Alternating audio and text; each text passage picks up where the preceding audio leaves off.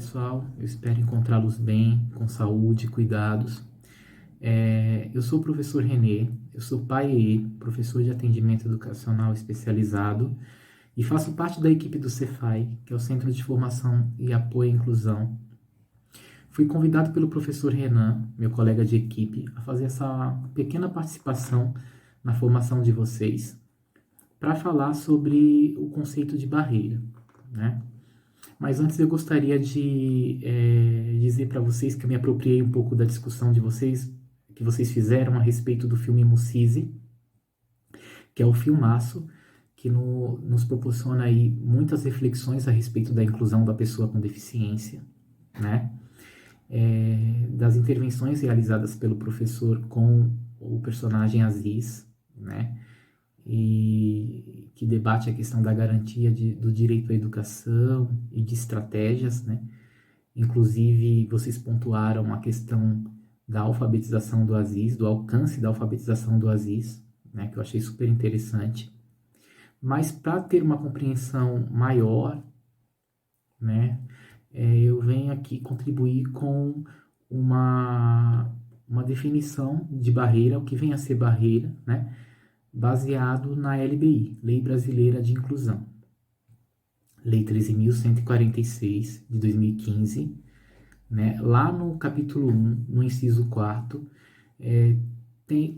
essa lei traz uma definição do que é barreira. Então, barreira é qualquer entrave que impeça ou restrinja, impossibilite a participação da pessoa com deficiência, participação social, tá?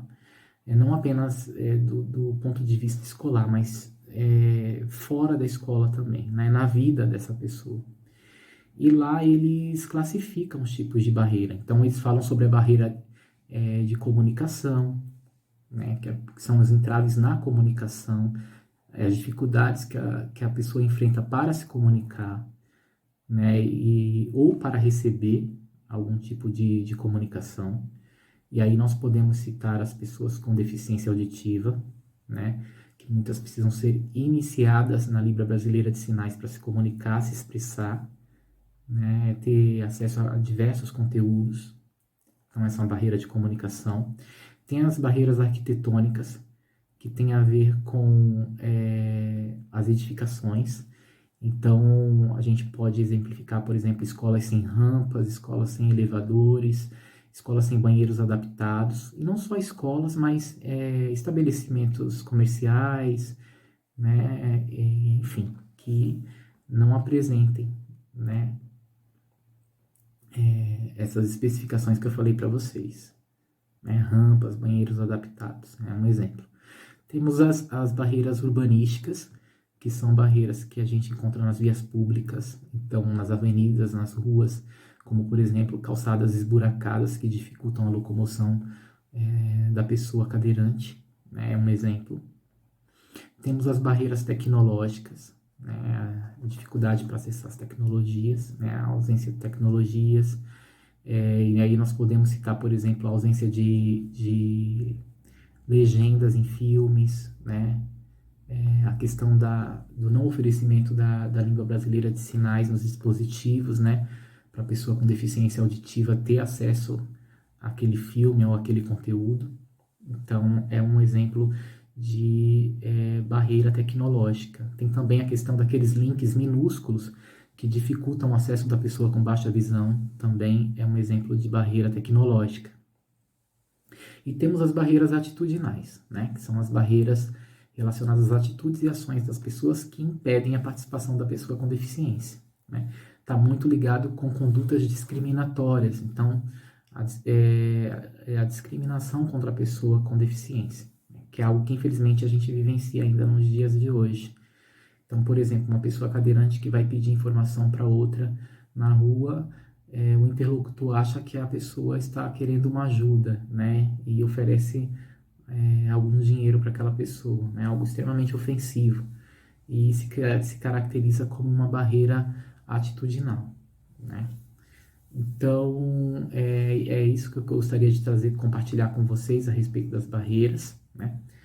Eu espero ter contribuído. Sei que vocês farão ainda um link com o livro da Andrea Verne, né?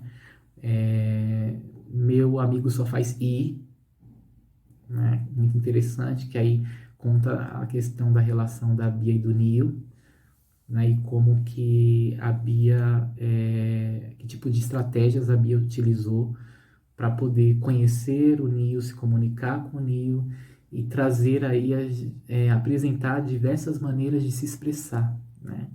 Apontando aí as potencialidades da pessoa com deficiência e não apenas as dificuldades e as limitações, né? Então, não olhar para a pessoa com deficiência, não olhar para o diagnóstico e não olhar para a pessoa com deficiência como se ela fosse o diagnóstico.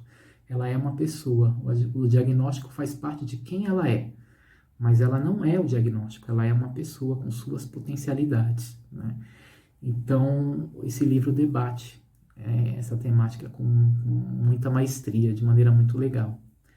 Então é isso, pessoal. Eu espero ter contribuído. Desejo excelente formação para vocês. Grande abraço, se cuidem e até a próxima oportunidade. Um abraço a todos.